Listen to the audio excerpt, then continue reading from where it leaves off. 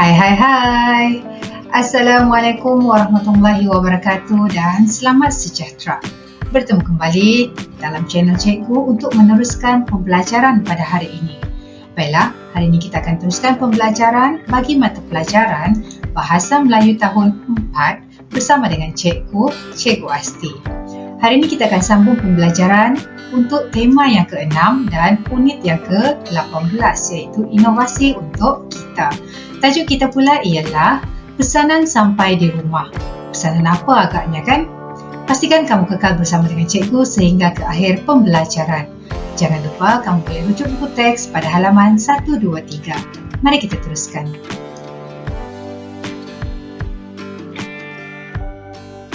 Apakah yang kita akan pelajari pada hari ini? Kita lihat dahulu standard kandungan untuk tajuk kita pada hari ini, iaitu 3.2 menulis perkataan, frasa dan ayat yang bermakna. Manakala standard pembelajaran pula 3.2.1 membina dan menulis ayat dan perenggan daripada bahan multimedia.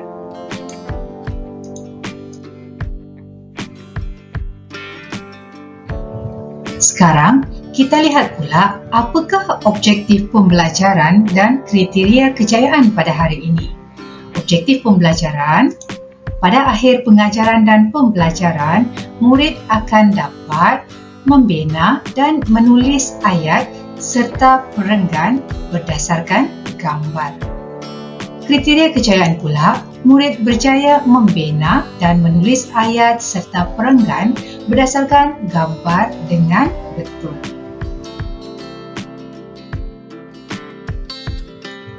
Baiklah murid-murid, hari ini kita akan mempelajari kemahiran menulis.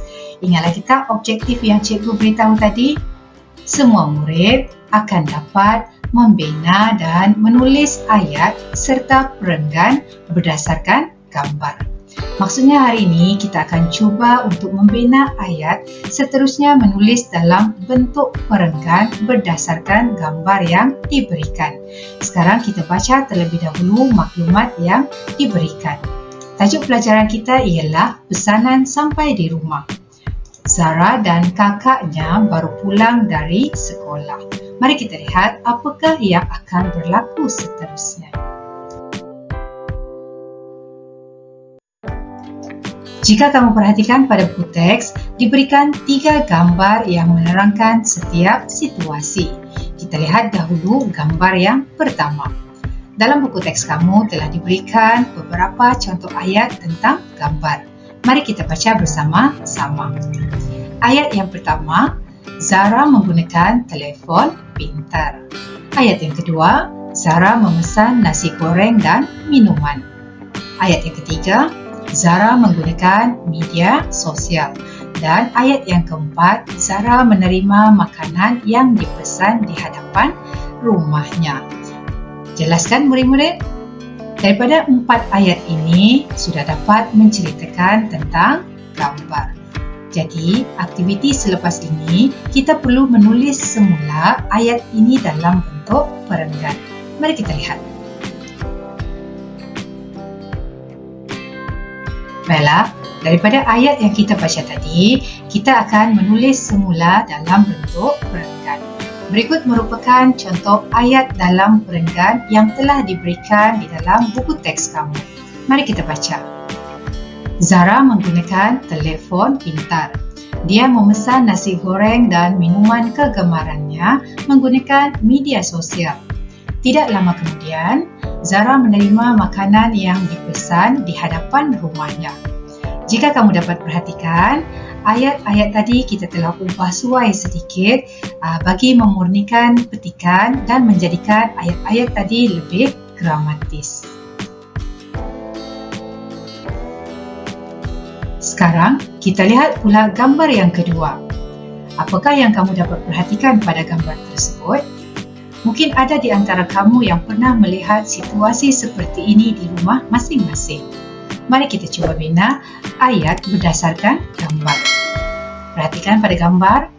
Cikgu berikan contoh ayat di sini. Yang pertama, Puan Zura menonton iklan jualan langsung di televisyen. Seterusnya, apakah yang akan berlaku?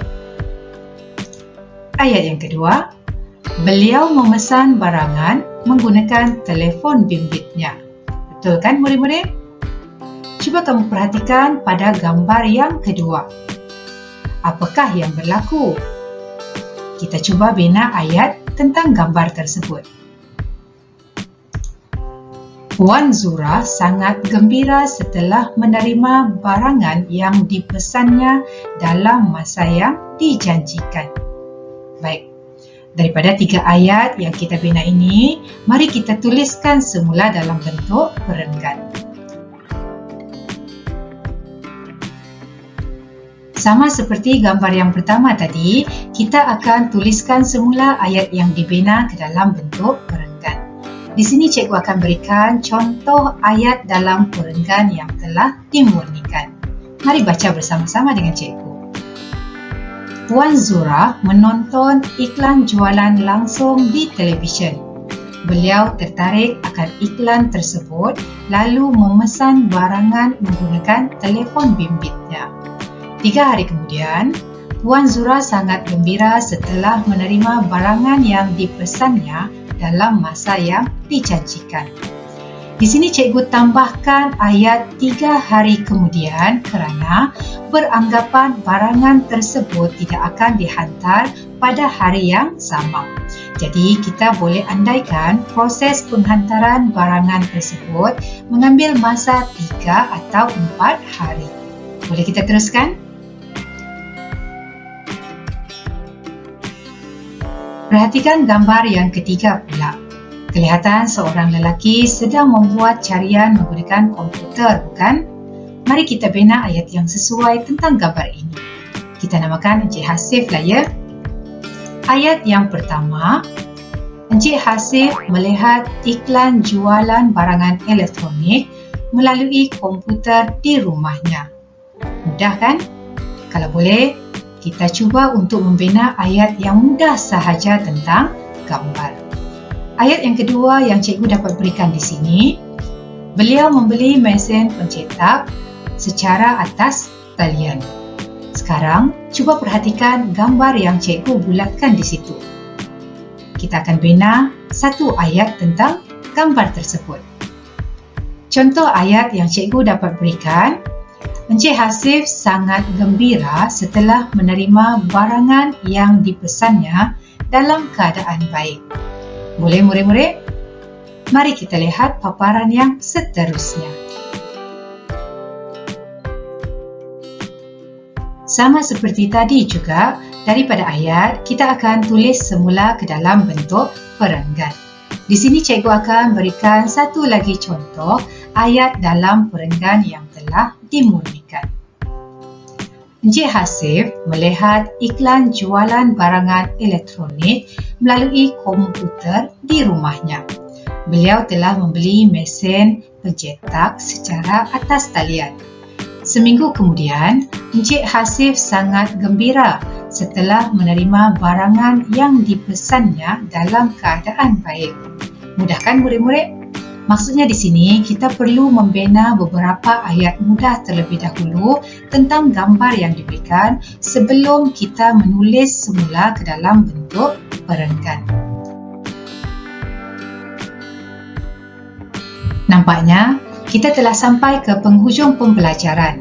Apa yang cikgu harapkan agar semua murid-murid boleh faham tentang penerangan cikgu tadi. Untuk latihan, kamu boleh dapatkan pautan latihan di ruangan deskripsi sebagai aktiviti pengukuhan. Oleh itu, sekian dan terima kasih daripada cikgu untuk perhatian dan kerjasama yang telah diberikan. Semoga kita berjumpa lagi pada video-video yang berikutnya. Bye-bye!